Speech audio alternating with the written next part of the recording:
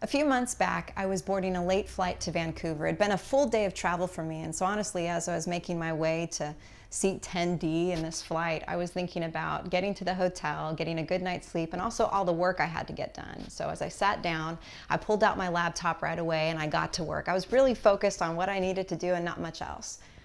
Until a few minutes into the flight, when the gentleman sitting next to me bumped into my elbow. And, I kind of did the whole fake smile, courtesy acknowledgement, kind of looking in his general direction, but not really looking at him and saying, oh, it's okay, going back to work. Then he did it again. Once again, I kind of did the same thing. And then he did it again and again. And every time I kind of responded with, politeness. But what I was thinking was what is the deal, bro? Do you not recognize that this universally understood armrest that signals personal space has been put down and you have not been granted permission to pass over to my personal space? Respect the space, bro. This, of course, is what I'm thinking, not saying. And then he started adding sporadic moaning into the mix. Yeah, moaning. I gotta tell you, the first time it happened, I was like, ooh, this just got weirder. I was like, I shall definitely be avoiding making eye contact with this gentleman for the rest of the flight, And as he kept doing it, I kind of was tempted to pull out my phone and secretly record what was happening in row 10 of this American Airlines flight because it was just weird and comical enough to, I don't know, maybe become a YouTube sensation. I didn't. I just thought about it. But then it became kind of annoying to the point where I needed to say something. And so I turned away from my laptop for a moment. And mind you, it's been an hour and a half I've been on this flight with this man now. And it's the first time I really am looking at him. And in this moment, I see that he's in incredible pain, that his arm is in a sling. I'm feeling really bad and embarrassed about how I've been thinking about the situation. And so I close my laptop. I look right at him and I say, excuse me, sir, are you okay? Are you in pain?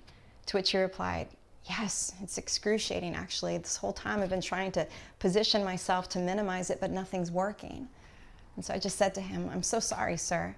May I ask what happened? And that simple question turned into an hour and a half dialogue with this man where I mostly listened and heard his story. How he had been a successful fashion designer in Vancouver. He had his own clothing line, his own business for the last 35 years. He'd done well for himself, but then he was in a car accident and it had left him in excruciating pain and multiple surgeries and not really being able to fix the situation to the point where he had to close down his business, retire early, and the strain and the turmoil of the situation has caused a lot of stress in his marriage. And to top it all off, he has 2 grown sons that he loves dearly but aren't necessarily making the best choices right now. And so he's trying to figure out what to do there. And he has a lot on his mind. He has a lot that he's dealing with. He's in a lot of pain and he doesn't know what to do. The doctors say that he has a future of multiple surgeries to look forward to and or excruciating pain and most likely a combination of both. I didn't know really what to say to him. I just listened mostly and reassured him that God loves him, that God sees him, and that Jesus can heal his arm. And so at the end of the flight, I prayed with him and I helped him with his luggage. And before we parted ways, he turned and he looked at me and he said, thank you. I needed this. Thank you. And as he walked away, I realized that night that he wasn't the only one who needed that conversation. So did I. I was in such a hurry to get where I needed to go and accomplish what I needed to get done that I almost missed what that whole flight was about, an opportunity to see somebody in need, to be moved by compassion, to help and offer support where I could. I needed to see that man that night, and I still need to see people every day. So do you.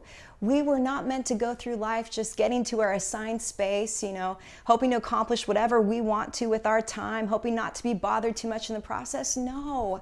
We were meant to see people and be affected by their needs. Our elbows ought to get bumped. Our personal space ought to be invaded. Our priorities and plans ought to be messed with.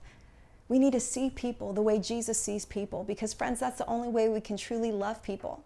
In seasons of change and seasons of transition and in times of navigating new, the temptation could be to kind of focus on ourselves and our needs and our desires. And yet one of the greatest measures of success in transition isn't that all of our own needs are met, but is that we begin to see and care for the needs of others. Friends, success in every season will simply be helping and serving the people around you.